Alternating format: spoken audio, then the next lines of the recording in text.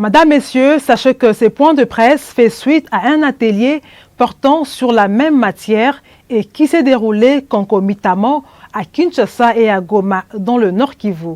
C'est dans ce cadre que ces acteurs de cette société civile environnementale ont réuni les professionnels de médias pour échanger autour de la vente aux enchères des blocs pétroliers et gaziers en République démocratique du Congo, une catastrophe écologique, socio-économique et culturelle en perspective, ont-ils indiqué. Suivez.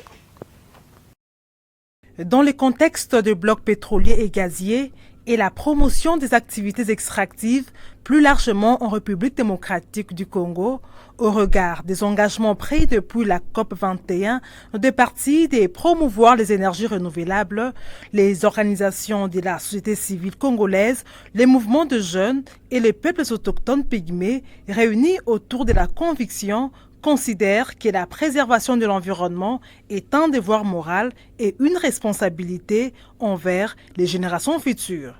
Nous avons déjà pris contact avec le gouvernement à plusieurs reprises. Nous avons été à des réunions avec le gouvernement.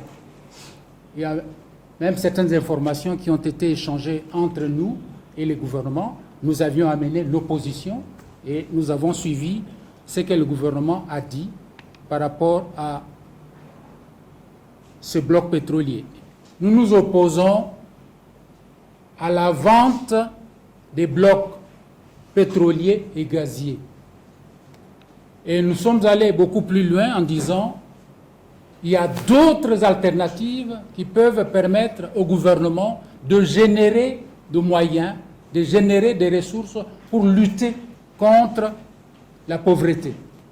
La vraie lutte contre la pauvreté est liée aux écosystèmes, d'où la préoccupation de la société civile. L'État congolais ne doit pas laisser les communautés en débandade comme ça. Il doit vraiment veiller sur leur vie et aussi sur l'environnement qui nous protège tous. Nous avons besoin que le gouvernement congolais puisse agir en tant que pater familias afin de prendre de bonnes décisions qui seront pour l'intérêt de tous.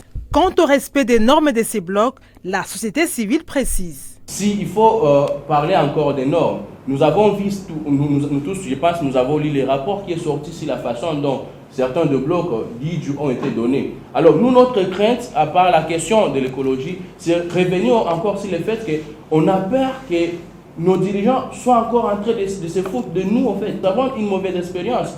C'est de minerais. Au Congo, on exploite les minéraux depuis des années. Mais cela n'a jamais eu d'impact sur notre économie. Donc nous ne sommes pas capables pour deux choses. Que ce soit sur le plan environnemental, on ne va pas hypothéquer l'avenir de nos enfants en acceptant qu'on puisse exploiter le minéral sous prétexte qu'on veut apporter, on veut stabiliser notre économie, qui n'ont jamais si stabilisé, même avec des milliards, que chaque fois nous continuons toujours à avoir avec les minéraux, les cuivres, le cobalt, l'or et... Quant à la population, elle doit prendre conscience de cette production du pétrole. Voilà pourquoi cette dernière sensibilise la population à travers ses slogans « Laissons le pétrole de la RDC sous la terre ». Aujourd'hui, sachez-le bien que si vous laissez votre terre être exploitée pour la production du pétrole, vous-même aujourd'hui, vos enfants, vos petits-enfants n'auront plus de terre. Et au Congo, en Afrique, celui qui perd sa terre, il est esclave chez l'autre. C'est pourquoi nous tous soutenons ce message que l'État laissons le pétrole de la RDC sous la terre. Le message est donc lancé. Les autorités sont appelées à prendre leurs responsabilités pour protéger l'environnement, car l'avenir de tout le monde en dépend.